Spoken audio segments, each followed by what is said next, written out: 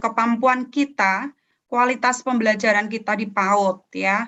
Bagaimana kita sudah pembelajaran kekinian yang bagaimana kita sudah belajar yang lalu, kita bersama-sama bagaimana mencapai tujuan, yaitu kita tujuannya mempersiapkan anak-anak ya, anak-anak kita ya menjadi anak-anak yang dewasa, mandiri ya, menjadi anak-anak yang dipersiapkan untuk menjadi pemimpin. Ya, bagaimana kemarin kita sudah belajar tentang bagaimana menstimulasi anak-anak dengan kegiatan bermain yang menyenangkan, gitu, dengan memfasilitasi media-media yang dibutuhkan untuk menstimulasi mereka. Bagaimana kita juga membawa mereka untuk mereka bersiap berpikir kritis, berpikir tinggi dengan pembelajaran yang dengan muatan STEM, yaitu sains, engineering, teknologi, art, dan matematik. Ya, bagaimana kita menerapkannya di dalam proses kegiatan pembelajaran, tidak tertinggal lagi juga dengan bagaimana menanamkan nilai-nilai karakter ya kepada anak-anak. Oleh sebab itu perlunya kita membuat manajemen, merencanakan, ya, memprogramkan, menerapkan pendidikan karakter ini di dalam pembelajaran kita setiap hari. Bapak Ibu diberi kesempatan dan diberikan kepercayaan oleh Tuhan untuk bersiap untuk mempersiapkan anak-anak untuk bertemu dengan anak-anak. Nah, pendidikan itu adalah selalu usaha yang sungguh-sungguh dilakukan dengan sadar, dengan tujuan ya, yang untuk apa? Untuk mempersiapkan anak-anak menjadi dewasa. Ya, baik dewasa jasmani maupun dewasa rohani. Nah, saya percaya semua Bapak Ibu tahu untuk hal itu. Nah, ini kok nggak bisa ini ya? Aduh. Diklik sekali dulu Bu pada layar, lalu klik panah ke kanan atau ke kiri. Bagaimana? Klik satu kali pada layar dulu, baru panah ke kanan atau panah ke kiri. Oke, terima kasih. Ya, oke ya, udah. Iya, jadi bagaimana kita harus merencanakan, memprogramkan, bahkan menerapkan nilai-nilai karakter itu di dalam proses kegiatan pembelajaran selama kita bertemu dengan anak, ya. Bagaimana guru itu harus memahami, ya. Kalau kita sebagai guru-guru kita sudah dibekali bagaimana value kita, integritas, unggul, kemudian bagaimana dengan excellent, kita kerjasama tim, ya, berani, nilai-nilai value itu sudah dihidupi dalam kehidupan kita sehari-hari. Guru itu sebagai teladan, guru sebagai contoh, ya. Jadi bagaimana spontanitas gaya hidup kita itu sudah menjadi dibaca oleh anak-anak dan diikuti oleh anak-anak, ya. Tetapi bagaimana kita juga menuntun anak-anak, membimbing anak-anak, mendidik anak-anak di dalam membentuk karakter. Kita ingat lagi bahwa program layanan kita, sorry ya, sebetulnya ini kita dari 0 sampai 18 tahun. Nah, ini ternyata sebenarnya dari SBP ya, dari SBP. Tetapi ini memang bagaimana kita mendidik anak-anak ya dari SBP 0 sampai 2 tahun, dan kita yang bahas ini 2 sampai 6 tahun. Tapi juga bisa dilakukan ke anak ISP dan NDP. Bagaimana karakter dan kepribadian anak itu dibentuk pada rentang usia ini. Kalau kita mengingat bahwa 0 sampai 6 tahun, ya, bahkan dikatakan 0 sampai 4 tahun, Montessori mengatakan bahwa itu masa peka. Masa di mana seluruh masa peka atau masa kritis ya pada semua aspek perkembangan itu perlu distimulasi yang tepat pada saat itu. Dan usia itu tidak akan diulang lagi. Jadi bagaimana pendidikan anak usia dini 0 sampai 6 tahun itu adalah menjadi satu dasar yang baik, dasar yang tepat, dasar yang kuat, bagaimana anak-anak itu dididik baik secara karakter, memiliki kepribadian, dan kepribadian yang kuat, yang tangguh, yang baik, dan yang mulia. Ya, jadi tujuan program kita 2-6 tahun, khususnya EDP, itu adalah karakter itu yang paling penting. Ya, pakar pendidikan juga mengatakan bahwa 80% pendidikan di usia dini itu adalah pembentukan sikap, ya, pembentukan sikap, kepribadian, ya, sikap, ya, 80% itu, ya, jadi karakter atau pembiasaan. Nah, perlu dipahami bahwa tujuan utama 80% pendidikan karakter atau kepribadian atau pembiasaan itu pada usia ini. Ya, bagaimana anak itu memiliki kepribadian yang kuat, yang teguh, yang mulia, tahu baik dan buruk, tahu dosa dan bukan tidak dosa, tahu mana yang harus dilakukan. Nah, dibinalah mulai saat usia ini. Untuk apa? Untuk kelanjutan kehidupan yang akan datang selanjutnya, di mana anak itu diberikan dasar yang kuat di dalam usia ini, ya itu akan menjadi bekal di masa remajanya, masa depannya. Jadi penting sekali, ya. Jadi penting sekali bahwa pendidikan anak usia dini itu sangat penting sekali untuk pendidikan karakter atau kepribadian, ya. Itu perlu dibentuk di sini, ya. Kemudian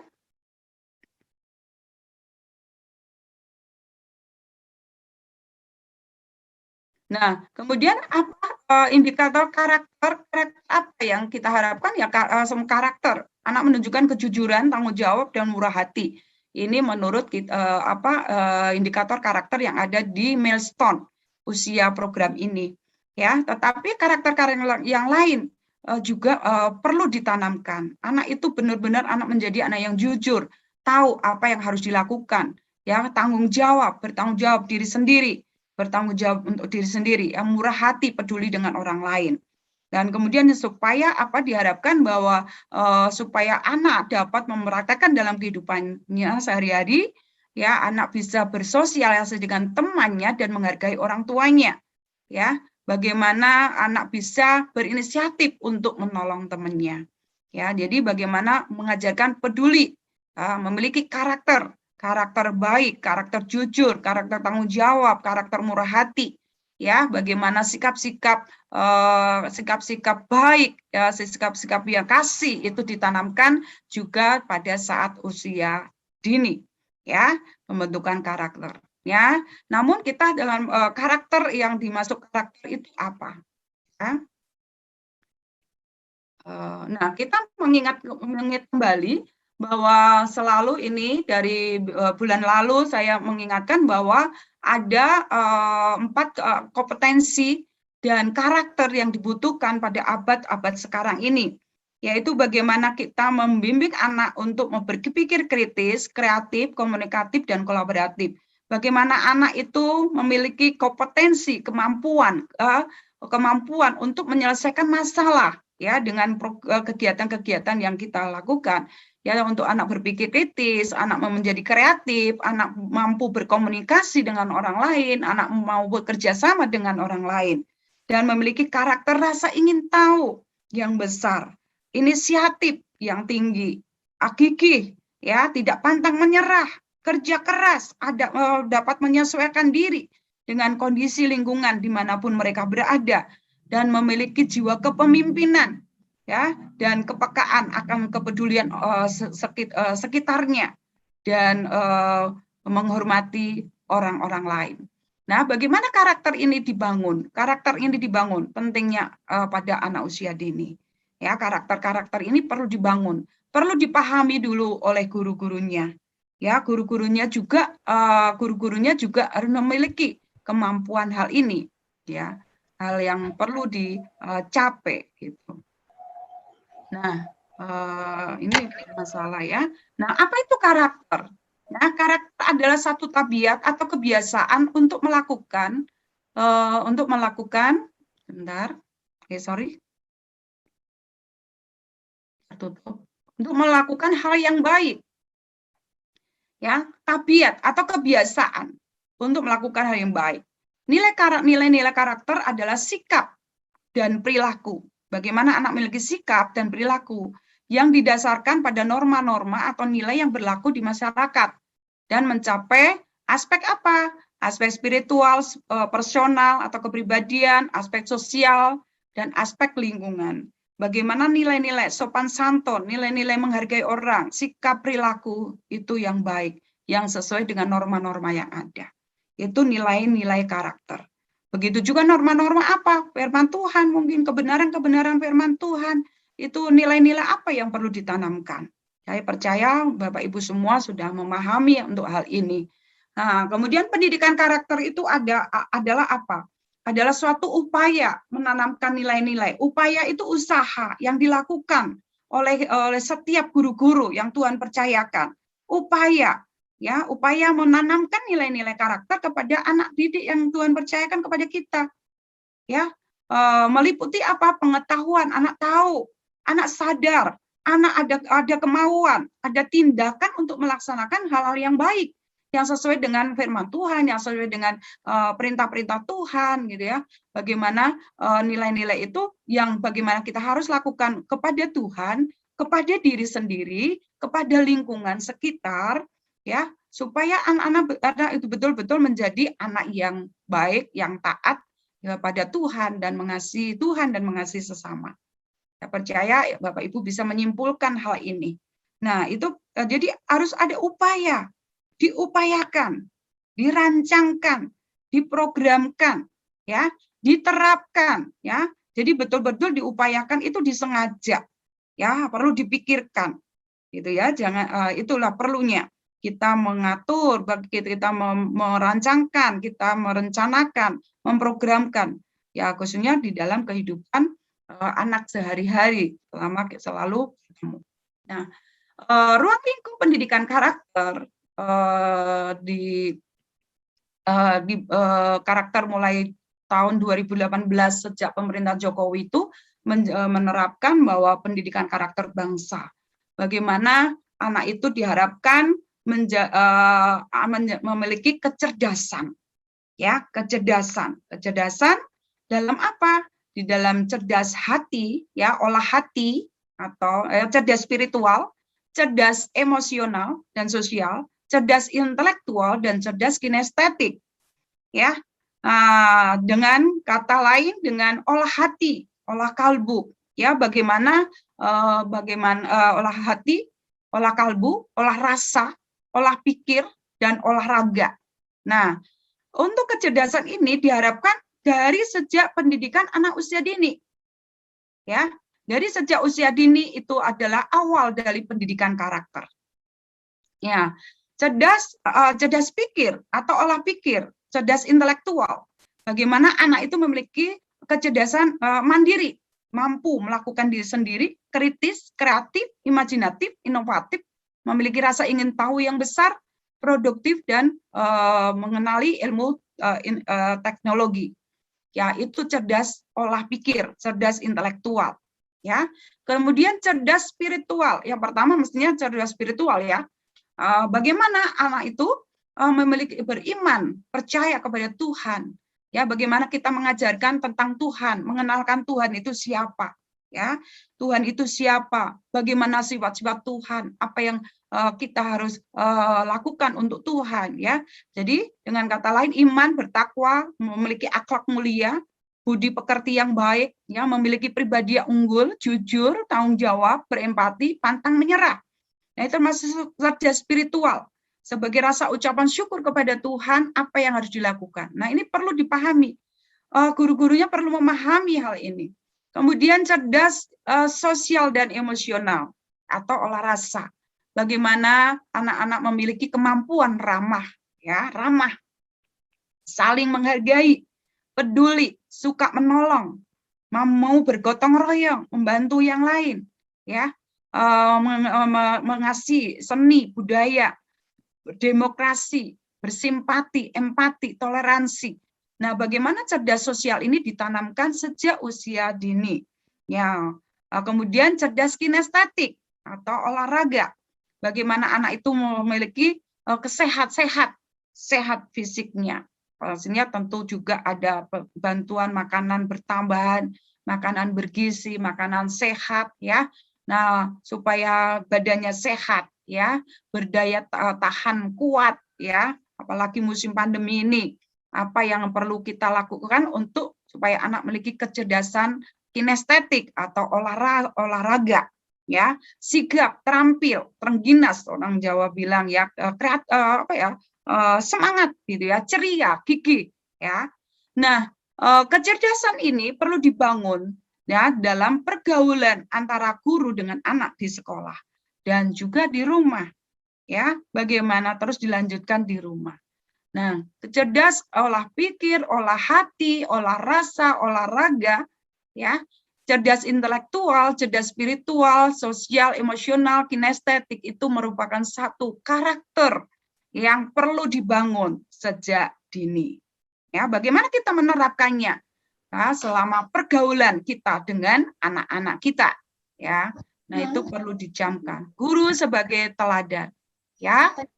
Ing ngarso sung tulodo, ing madya mangun karso, tuturi handayani. Nah, bagaimana kita memberi contoh, memberi teladan bagi anak-anak kita, ya, di dalam melakukan hal-hal yang baik.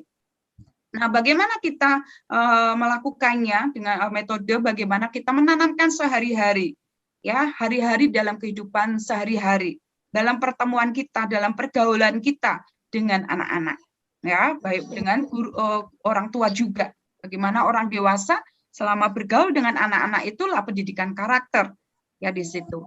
Ya, bagaimana itu kita memberikan ya rasa anak itu tahu dan terbiasa berpikir. Pertama mengetahui, tahu mana yang harus dilakukan. Terbiasa, setelah tahu apa yang harus dilakukan, tahu apa hal yang baik, kemudian dibiasakan, ya, dibiasakan, terbiasa berpikir hanya yang baik-baik saja, ya, pikir hanya yang baik-baik saja. Kemudian direfleksikan, ya, direfleksikan dalam kehidupan sehari-hari. Dan mengapa apa sebabnya kita harus melakukan hal itu? Kenapa sebabnya kita tidak boleh melakukan hal itu? Nah, itu perlu dipahami oleh anak-anak, perlu diberitahu kepada anak-anak. Kenapa? Ya. Kemudian langkah selanjutnya, bagaimana kita memberikan anak itu merasakan dan mencintai kebaikan. Ya, ada faedahnya, ada manfaatnya, diberikan kasih contoh-contoh, ya, merasakan dan mencintai kebaikan. Dan yang terakhir, bagaimana cara kita untuk anak-anak itu atau kita sendiri, karena anak itu kita itu teladan, ya, melihat anak itu melihat kita, nah kita harus berbuat dan mempraktekkan kebaikan itu. Ya, bukan hanya bisa mengajarkan, tetapi benar-benar melakukannya. Ya, guru itu atau orang dewasa itu adalah menjadi teladan, menjadi contoh bagi anak-anak. Nah, itu bagaimana tahu dan terbiasa, ya, tahu dan terbiasa mempraktekkan, merefleksikan dalam hidupnya kenapa harus melakukan demikian. Karena itu ada perintah Tuhan mungkin, ya, apa itu perlu dijelaskan kepada anak-anak dan supaya anak terbiasa merasakan mencintai kebaikan, cinta kebaikan dan mampu mempraktekkan dalam kehidupan sehari-hari. Dalam kehidupan sehari-hari. Nah, sekarang ini ya didengungkan bahwa sesuai dengan rencana strategis Kementerian, ya, Permendikbud nomor 22 tahun 20, ya, didengungkan bahwa profil pelajar karakter Pancasila yang sebetulnya mulai 2011 itu pendidikan karakter bangsa itu sudah didengung-dengungkan juga, ya, ada bahwa ada 18 karakter yang perlu dikenalkan, ya, pada setiap anak-anak kita atau setiap bangsa Indonesia, ya. Nah, yaitu religius, jujur, toleransi, disiplin, kerja keras, kreatif. Nah, itu coba perhatikan 18 karakter ini, ya, mandiri, demokrasi, rasa ingin tahu, ya, semangat, kebangsaan, cinta tanah air, menghargai prestasi, bersahabat, ya, komunikatif. Ya, komunikatif. Apalagi tadi sampai di mana? Persahabatan, komunikatif, cinta damai, gemar membaca, ya. Makanya ada Gernas Baku, ya, itu terlaksana atau tidak. Gerakan nasional membacakan buku, ya, peduli lingkungan, peduli sosial, tanggung jawab, ya. Sejak 2011 dicanangkan seluruh bangsa Indonesia bahwa anak-anak kita, bahkan anak usia dini, perlu diajarkan 18 karakter ini, bukan diajarkan, ya, diterapkan, dibiasakan memiliki karakter-karakter ini. Nah, namun ini Pak Menteri yang baru, Mas Menteri ini, Nadiem Makarim ini, mencanangkan dalam rencana strategis Kementerian Pendidikan dan Kebudayaan tahun 20 itu bahwa profil karakter Pancasila adalah beriman dan bertakwa kepada Tuhan Yang Maha Esa dan berakhlak mulia. Ayo kita baca sama-sama, silakan kita baca bersama-sama. Buka mute-nya sebentar, nanti ditutup ulang. Kita akan bacakan profil pelajar karakter Pancasila yang selama ini didengung-dengungkan, yaitu 1, 2, 3. Beriman dan bertakwa kepada Tuhan Yang Maha Esa dan berakhlak mulia. Terus bernalar kritis, kebinekaan global, bergotong royong dan kreatif. Oke, ya. Nah, ini ada berapa? 1, 2, 3, 4, 5, 6 kriteria karakter, ya, yang disebut profil karakter Pancasila. Ya, beriman dan bertakwa kepada Tuhan Yang Maha Esa dan berakhlak mulia, mandiri, anak mandiri, bernalar kritis, berkebinekaan global, bergotong royong dan kreatif. Nah, ini perlu dicamkan oleh setiap kita sebagai pendidik-pendidik, ya, yang mempersiapkan generasi-generasi pemimpin, ya, baik di PAUD maupun sampai NDP, ISP dan NDP. Nah, ini perlu dipahami dan perlu dilakukan di dalam setiap kehidupan kita, ya, dan diterapkan, ditanamkan kepada anak-anak kita.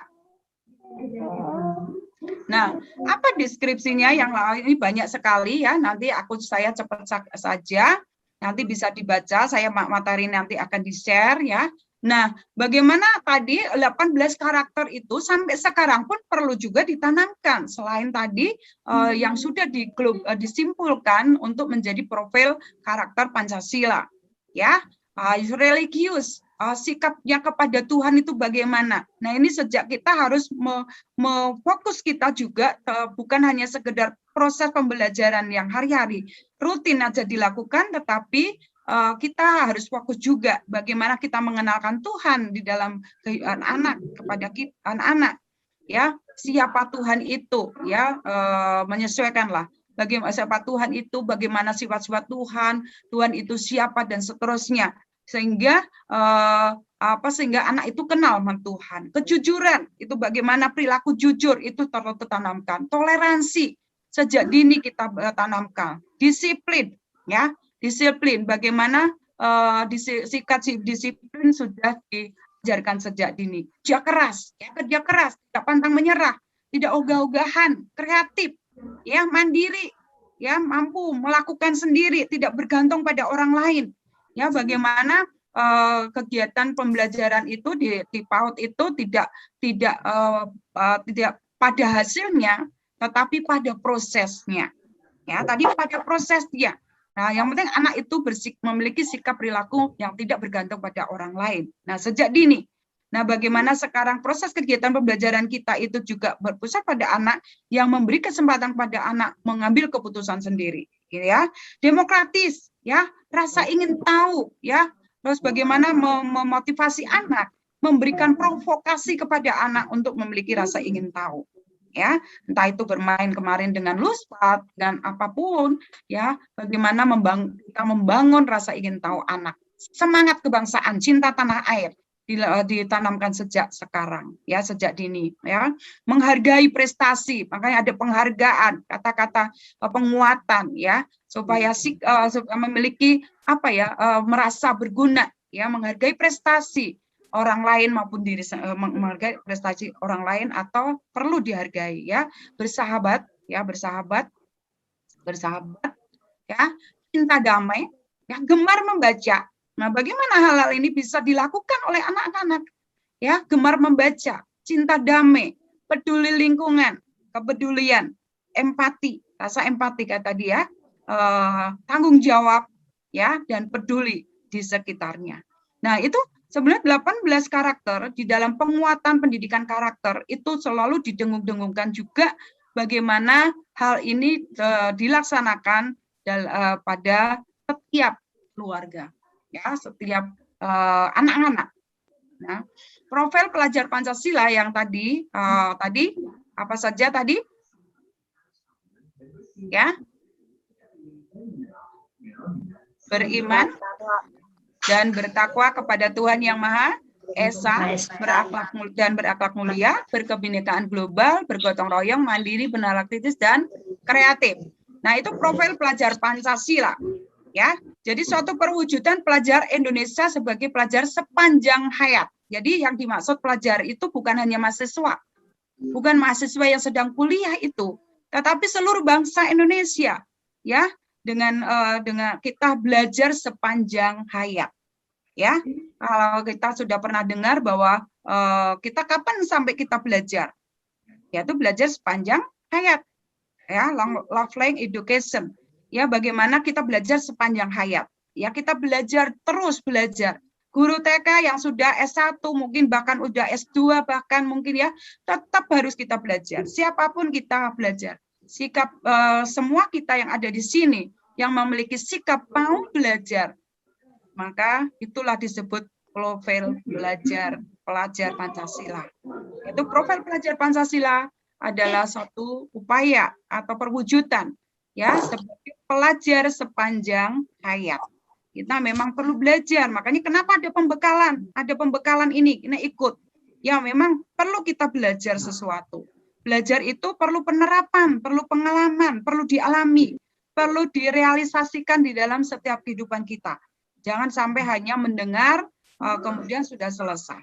Ya, seperti tadi, waktu review tadi, saya minta tolong, kalau materi itu kemarin belum dapat, silakan minta, kemarin sebelumnya sudah dikirim, ya.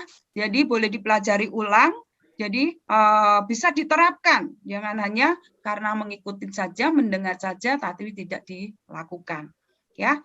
Jadi prinsip kita belajar sepanjang hayat, belajar terus menerus, ada hal yang baru kita belajar, supaya apa? Supaya itu menolong kita untuk apa? Untuk berkembang.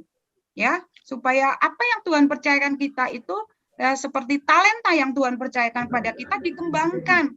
Ya, memang ada yang dikasih 5, kasih 2, ada yang dikasih 1. Ya, tetapi kita harus kreatif, kita harus mengembangkannya.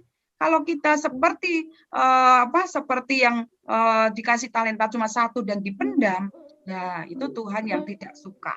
Ya, perlunya kita mengembangkan diri. Ya, kita mengembangkan, mau belajar. Nah, itulah profil pelajar Pancasila, yaitu belajar sepanjang hayat.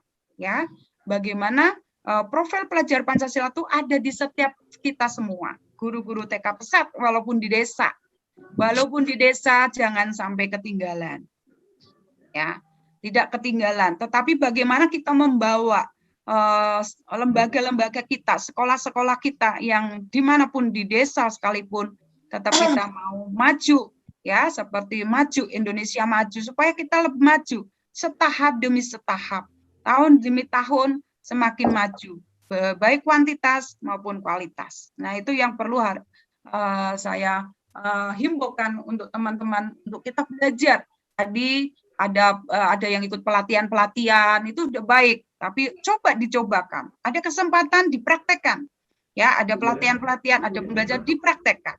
Ya, nah kita akan coba ini bagaimana apa yang dimaksud dengan beriman dan bertakwa kepada Tuhan Yang Maha Esa, ya. Nah itu ada 4 kunci di sini, yaitu beriman dan bertakwa kepada Tuhan Yang Maha Esa dan berakhlak mulia, ya.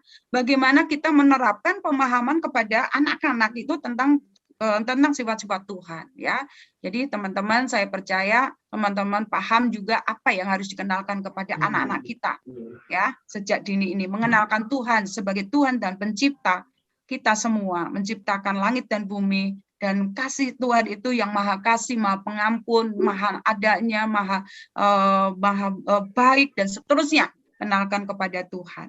Nah, bagaimana sikap-sikap yang perlu ditanamkan kepada anak-anak kalau kita beriman dan bertakwa kepada Tuhan, yaitu berakhlak secara pribadi, yaitu menyadari bahwa dirinya itu adalah ciptaan Tuhan. Kita harus bersyukur dengan kondisi kita, apapun yang ada, kita anak-anak diajak bersyukur, ya, merawat diri kita supaya tetap sehat, supaya bersukacita, bisa melayani Tuhan, bisa memuji Tuhan, bisa mengenal Tuhan, ya, bisa melakukan segala sesuatu perlu itu sebagai takwa kepada Tuhan, dan berakhlak kepada manusia, kepada orang lain. Bagaimana kita mengajarkan anak-anak kita mengasihi, ya. Kalau kita ringkasannya mengasihi Tuhan dan mengasihi sesama.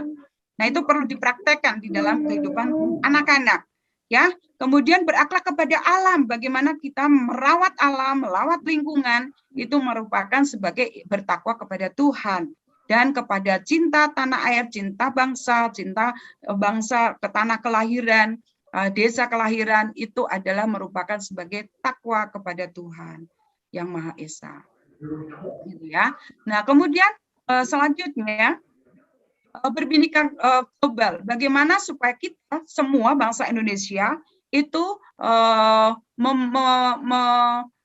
mempertahankan budaya masing-masing. Ya, jadi teman-teman kalau membuat perencanaan kegiatan belajar budaya, apa yang dikenalkan di setiap daerah-daerah masing-masing. Kenalkan kepada anak-anak untuk mencintai budaya yang ada dan mencintai budaya-budaya masing-masing, budaya di daerah-daerah. Dikenalkan juga budaya-budaya daerah yang lain supaya sebagai rasa ucapan syukur ada menghargai budaya-budaya, sehingga juga kalaupun menghargai, mengasihi budaya yang ada di setiap daerah-daerah, menumbuhkan rasa saling menghargai, ya. Dengan budaya-budaya, ya, kita ada mungkin kita anak-anak yang di Kalimantan bisa bertemu gurunya itu dari Jawa, itu menghargai, ya. Anak-anak yang di Sumatera bisa ketemu dengan guru-gurunya ternyata dari Kalimantan dan sebagainya. Nah, itu contoh-contoh bagaimana kita menghargai. Nah, kuncinya ada dua, yaitu mengenal dan menghargai budaya, dan berkomunikasi dan interaksi antar budaya. Bagaimana belajar, ya, kita juga saling belajar, ya, bahasa daerah, bahasa yang mana, ya, itu bisa juga ditanamkan kepada anak-anak, ya. Kemudian bagaimana juga refleksi dan tanggung jawab terhadap pengalaman kebinekaan, ya, bagaimana menghargai, ya, Bhinneka Tunggal Ika, walaupun berbeda-beda tetapi satu. Ya, tetapi satu, ya, nanti bisa dibaca sendiri. Kemudian bergotong royong. Bagaimana bergotong royong itu pelajar Indonesia atau kita semuanya, ya, yang tadi memiliki konsep belajar sepanjang hayat itu mampu bergotong royong. Mampu bergotong royong, peduli sesama, ya, peduli sesama, ya, gotong royong dengan sukarela, ya, tidak hanya di rumah saja, tetapi bertetangga, bersosial, ya, bergotong royong dengan dimanapun kita berada. Nah, ada 3 kata kunci di situ untuk bergotong royong. Bagaimana kita bisa bekerja sama dengan yang lain, berkolaborasi, kita peduli, ya, peduli dengan lingkungan sosial kita, ada kepedulian dan dipraktekkan dengan berbagi. Bagaimana kita bisa berbagi, berbagi dengan apa yang ada di sekitar kita. Nah, ini ditanamkan, bagaimana sikap gotong royong ini ditanamkan sejak usia dini. Kemudian kreatif, bagaimana pelajar atau kita semua menjadi orang-orang Indonesia yang kreatif, yang mampu memodifikasi dan menghasilkan sesuatu yang baru, ya. Ya, tadi menggunakan luspat barang-barang bekas dikumpulin, dibersihkan, ya, jangan lupa dikumpulin, tidak dicuci dulu, dibersihkan menjadi satu media untuk menstimulasi anak kreatif, ya. Bagaimana memodifikasi hal-hal yang tidak bisa digunakan dan menjadi bisa digunakan. Tidak bermanfaat menjadi dimanfaatkan. Nah, itu bagaimana kita juga sebagai guru-guru yang kreatif, ya, sebagai guru-guru TK yang kreatif. Pasti guru kreatif, anak menjadi kreatif.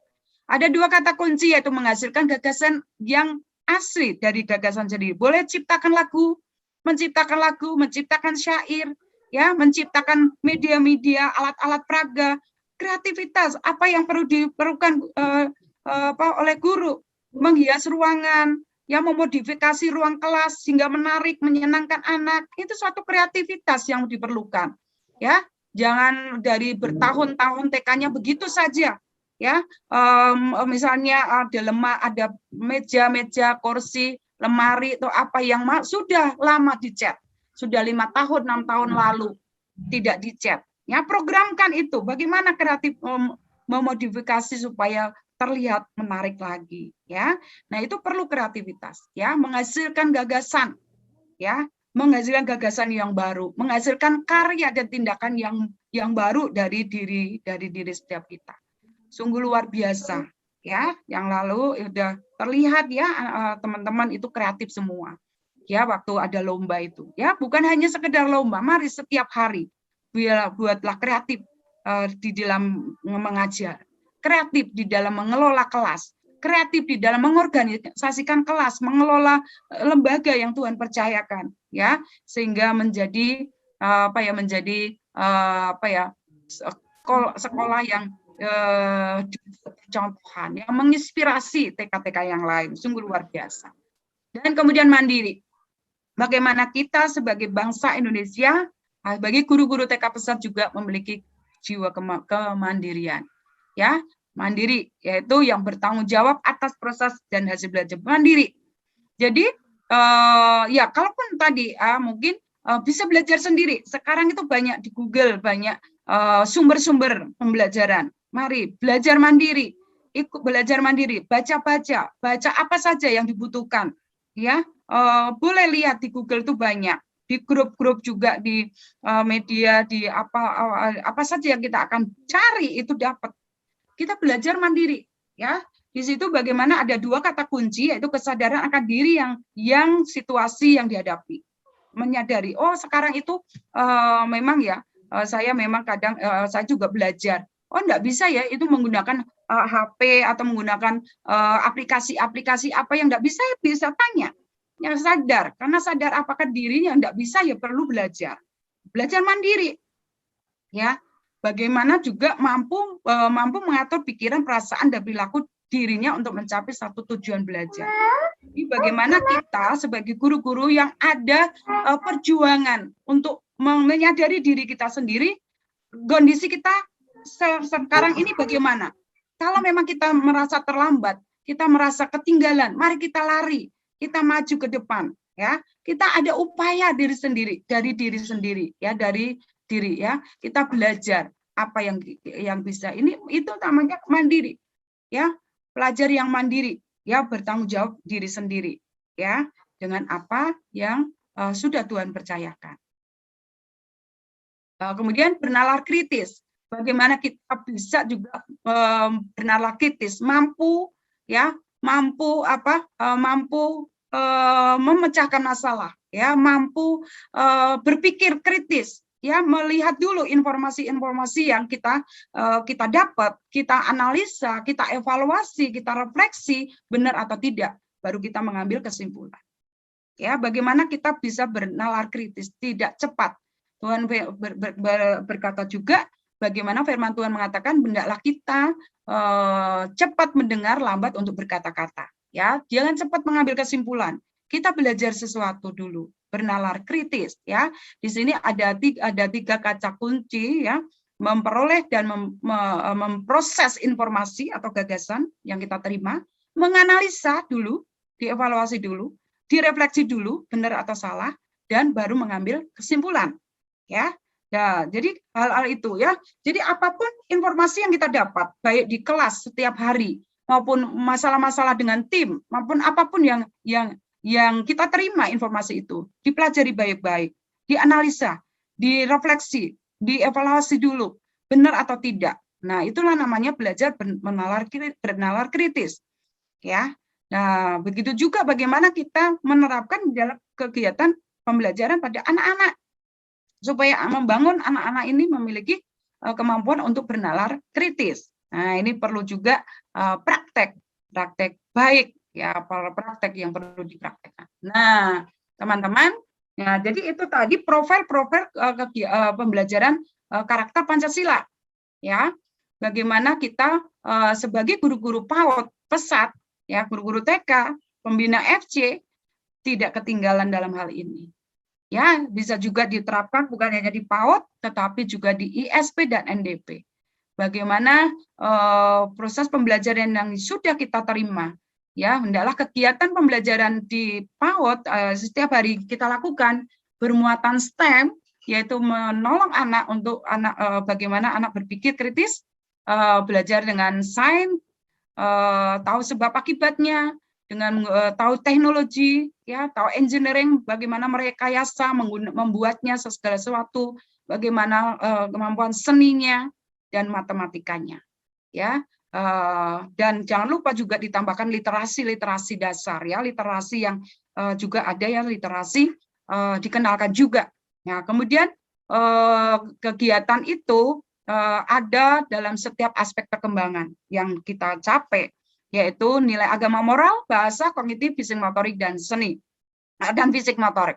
Kemampuan seni, sekarang itu kenapa ada 5 aspek perkembangan, tapi seninya itu bisa diambil di nilai agama, seninya juga bisa di bahasa, seninya juga ada di kognitif, seninya juga ada sosial emosional, dan ada fisik motorik. Nah, itu, ya. Bagaimana kita mengaturnya, mengelolanya, merencanakannya, ya, dan juga muatan Pancasila ini, supaya anak tetap memiliki karakter beriman bertakwa kepada Tuhan Yang Maha Esa, berbhinneka global, bergotong royong, kreatif, bernalar kritis, dan mandiri. Dan bagaimana juga kita menanamkan karakter ingin tahu, rasa ingin tahunya besar, berinisiatif, gigih, beradaptasi, jiwa kepemimpinan, dan peka terhadap lingkungan sekitarnya. Ya. Nah, ini tidak mudah. Ya, perlu dipahami dan perlu dipraktekkan. Ya, kalau hanya sekedar memahami tidak akan tercapai, tetapi perlu dipraktekkan di dalam kehidupan kita sehari-hari, dan kemudian anak melihat dan diterapkan di dalam anak-anak kegiatan proses pembelajaran setiap hari di PAUD.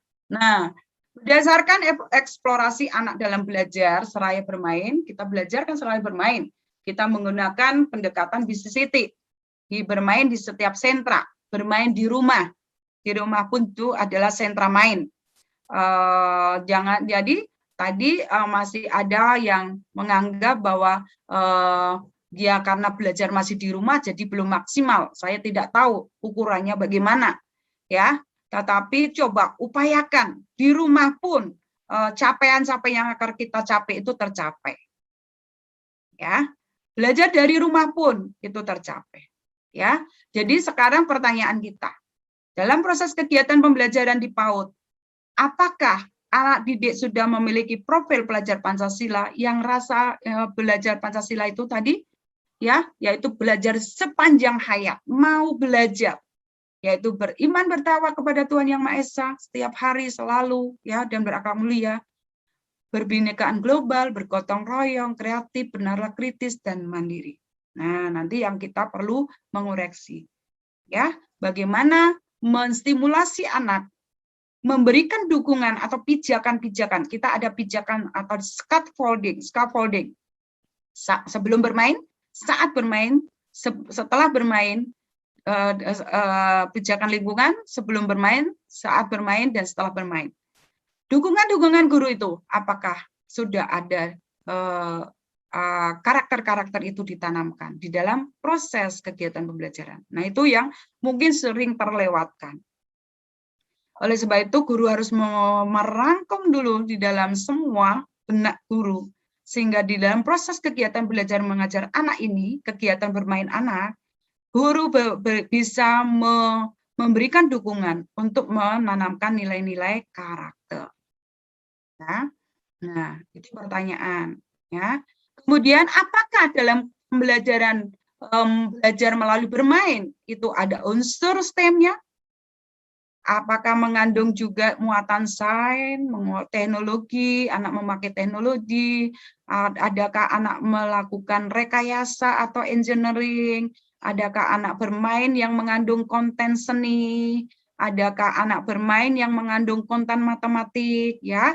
Ini semua saya percaya teman-teman ini bagaimana mengupayakannya, merencanakannya di dalam kegiatan perencanaan pembelajaran.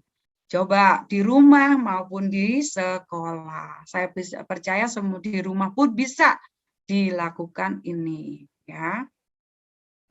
Nah, kesimpulannya, hampir semua elemen STEM, sains, teknologi, engineering, art, dan matematika, dan profil pelajar Pancasila idealnya ada dalam kegiatan bermain anak usia dini. Ada di setiap kegiatan pembelajaran.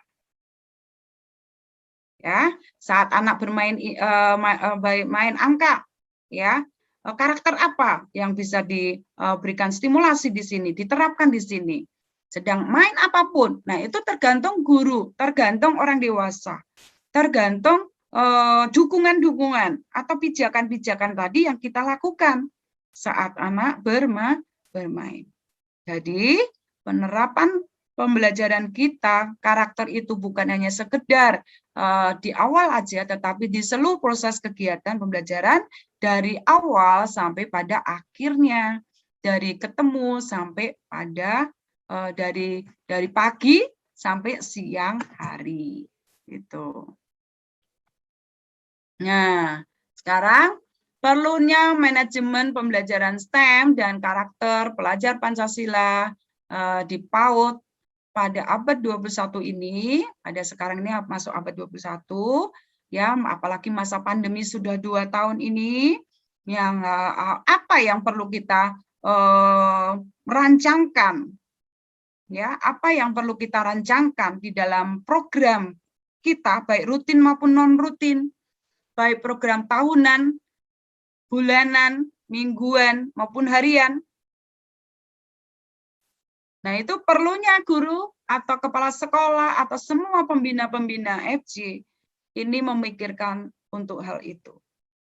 Ya, kita tidak bisa berjalan sendiri sekolah karena belajar dari rumah. Pastinya ada peran orang tua, ya, peran orang tua dan keluarga yang ada di sini. Ya, apalagi sekarang ini digalakkan, ya, sekarang ini digalakkan namanya literasi keluarga. Ya. Jadi gerakan literasi keluarga itu apa? Adalah satu gerakan yang mengupayakan mengembalikan peran orang tua atau peran keluarga di dalam pertumbuhan dan perkembangan anak, dalam pendidikan anak. Ya, ya, yang selama ini orang tua kan makanya perlunya ada perubahan pola pikir dan perilaku, bahwa pendidikan yang berpikir kritis dan belajar sepanjang hayat. Nah, ini perlu dikenalkan kepada orang tua. Ya, bagaimana orang tua itu juga memiliki perannya, ya. Kayak dulu waktu awal-awal pandemi yang lalu, orang tua pada heboh, orang tua mengalami kesulitan-kesulitan di dalam mendampingi anak. Orang tua mengalami stres. Kenapa? Karena sekarang ini diserahkan kepada orang tua. Kalau biasanya yang lalu-lalu ke guru atau sekolah, sekarang orang tua. Dan orang tua jadi stres. Kenapa? Karena merasa kesulitan. Makanya saya senang, ya, waktu saya mendengar sambutannya Pak Menteri Pendidikan itu, ya, waktu sambutan di dalam acara webinar PAUD, guru-guru PAUD, dia itu menyatakannya demikian. Dia mengharapkan supaya zaman sekarang ini, banyak orang tua yang memiliki karakter menjadi guru, dan guru memiliki karakter menjadi orang tua. Nah, itu, ya, menjadi orang tua. Ya, jadi memang sebetulnya kita perlu menyadarkan orang tua itu berperan, karena pendidikan pertama dan utama itu adalah orang tua. Gitu. Sekolah atau guru itu menolongi. Ya. Nah, makanya perlunya tadi perubahan pola paradigma bagaimana cara belajar. Nah, sekarang itu orang tua berperan untuk mendampingi, keluarga berperan mendampingi anak, ya, mendampingi anak belajar dari rumah. Makanya perlunya peran guru dalam bekerja sama, yaitu sebenarnya ada panah dua ya, bekerja sama. Ya, orang tua bekerja sama dengan guru, guru bekerja sama dengan orang tua, guru bekerja sama dengan orang tua. Ya, ada saling bekerja sama antara orang tua dan guru dan sekolah, masyarakat, kemudian ya. Jadi bagaimana ada peran di sini, ya. Bagaimana juga guru harus senantiasa berkomunikasi, berkolaborasi dengan orang tua, karena belajar dari rumah. Ya, bagaimana menolong anak-anak ini? Ya, pasti harus ada. Jangan sampai tidak ada atau kurang, harus dibuat maksimal. Ya. Nah, dengan kondisi-kondisi yang ada di setiap wilayah yang berbeda-beda, jadi tentunya mempengaruhi proses kegiatan pembelajaran dari rumah misalnya. Ya, perlunya inovasi, dipikirkan, dievaluasi, ya. Bagaimana proses selama ini sudah 2 tahun loh, sudah hampir 2 tahun nih tahun ajaran ini masih ada juga, ya. Dan sekarang memang sekarang memang bukan BDR lagi ya. Kalau yang lalu mungkin masih ada BDR, tetapi sekarang PTMT, pembelajaran tatap muka terbatas, ya. Bagaimana menginovasi pembelajaran daring yang belajar dari rumah, ya. Bagaimana juga menginovasi pembelajaran tatap muka terbatas. Nah, ini perlu dipikirkan lagi, perlu dirancangkan lagi, ya, pembelajaran-pembelajaran, ya, yang tadi menyangkut pendidikan karakter tadi, ya, karakter-karakter yang perlu ditanamkan, gitu ya. Nah, perlunya pembelajaran juga yang tadi bermuatan STEM, menstimulasi anak untuk berpikir bernalar kritis, ya, bernalar kritis, berpikir tinggi, memecahkan masalah, ya. Nah, bagaimana juga semua mengelola perkembangan 6 aspek perkembangan anak, nilai agama, moral, kognitif, motorik, bahasa, sosial, emosional, dan seni. Ya, otomatis semua ini ada peran orang tua dan guru, ya, kerjasama di dalam mengelola kegiatan pembelajaran, menanamkan karakter supaya tumbuh kembang anak, ya, secara fisik, psikis, sosial, spiritual, ya, dan memiliki pembiasaan karakter yang baik. Ya, 80% pendidikan di taman kanak-kanak adalah pendidikan karakter. Ya, karakter. Ya, pendidikan karakter. Ya, karakter itu apa? Ada suatu tabiat, suatu pembiasaan yang dilakukan setiap hari, yang sudah terbiasa dilakukan menjadi gaya hidup. Ya, gaya hidup, karakter yang kuat, karakter yang tangguh, kemandirian, ya, tadi berkolaborasi, kerjasama dengan yang lain, ya, peduli, ya. Nah, karakter-karakter yang perlu ditanamkan. Nah, teman-teman, inilah yang bisa saya bagikan. Bagaimana kita merancangkan, memprogramkan, menerapkan pendidikan karakter dalam pembelajaran kita, pembelajaran di PAUD yang Tuhan percayakan kepada kita. Oke, itu yang dari saya.